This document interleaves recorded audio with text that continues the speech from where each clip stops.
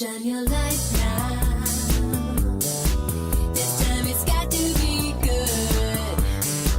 You get it right now, yeah. 'Cause you're in Hollywood. 'Cause you're in Hollywood.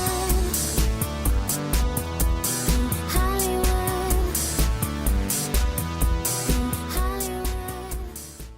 What's going on, guys? On this episode of On the Set, I'm reviewing Five Nights at Freddy's 2. The film starts off in 1982 at the original Freddy Fazbear's restaurant.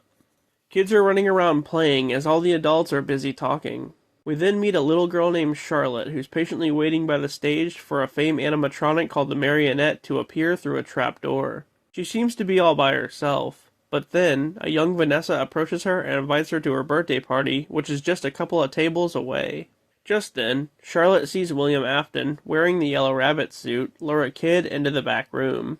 She tries to alert the adults in the restaurant, but literally everyone tells her to fuck off, pretty much.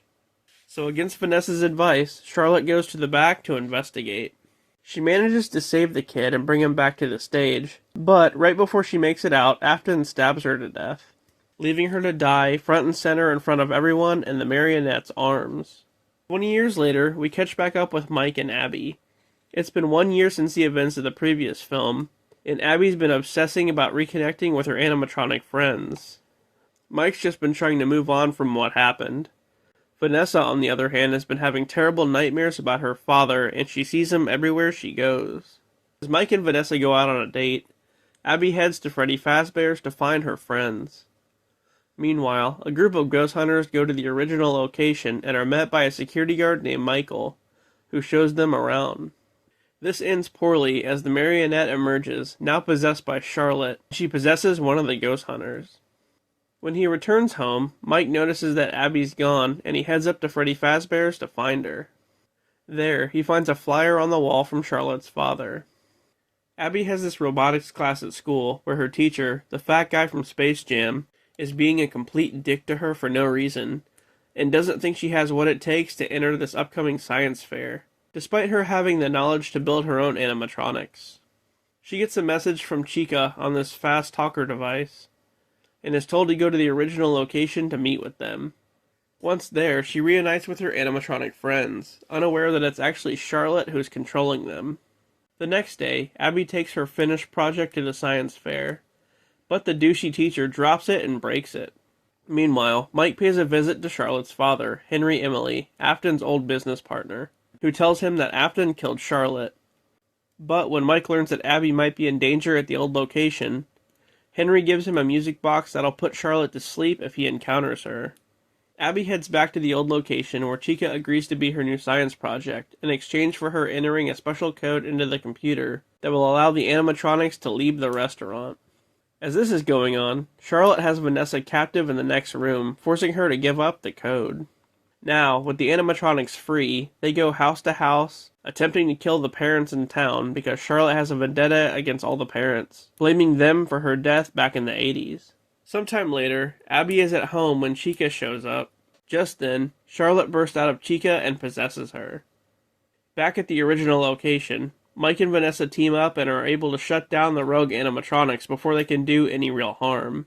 Then Mike goes to the location from the first movie and begs the souls of the kids there to help save Abby. Back at Mike's, they arrive and are confronted by Charlotte, who is still possessing Abby. But when Mike opens the music box, it drives Charlotte away. All of a sudden, they're surrounded by the animatronics, who have all been revived by Charlotte yet again. Michael pops in, who reveals himself to be Afton's son and Vanessa's brother, vowing to continue his father's legacy. He goes to run away, and is clotheslined by Mike's friend in the front yard. Just then, the original animatronics, the ones from the first movie possessed by the children, all show up and dismantle the rogue animatronics. As the kids' souls leave the animatronics and ascend to heaven, one of them warns that they can't stop William Afton from coming back now. Afterward, Mike and Abby leave, telling Vanessa to stay away from them. And out of nowhere, Charlotte jumps into Vanessa and possesses her. We get a mid-credit scene of some kids raiding the restaurant the night before it's supposed to be demolished. Somewhere in the back room, they find the corpse of William Afton, still locked inside the rabbit suit, and they take him, assuming he's just another animatronic. The end. So I'm glad they included Charlotte Emily in this one as the Marionette. To be fair, her taking revenge on the parents makes sense. She was trying to tell people about Afton and they just brushed it off. What about that science teacher? He was a dick. I'm glad Chica killed him. Oh wait, did I mention that before? Well, yeah, Chica crushed his head. Anyway, this one was really good. Showing the original location was cool and added a different element to things. Maybe in the third one, we'll get a little bit more of Henry Emily, and I know for sure Springtrap will be back. He always comes back. So that was Five Nights at Freddy's 2. Thanks for watching, guys, and I'll see you later.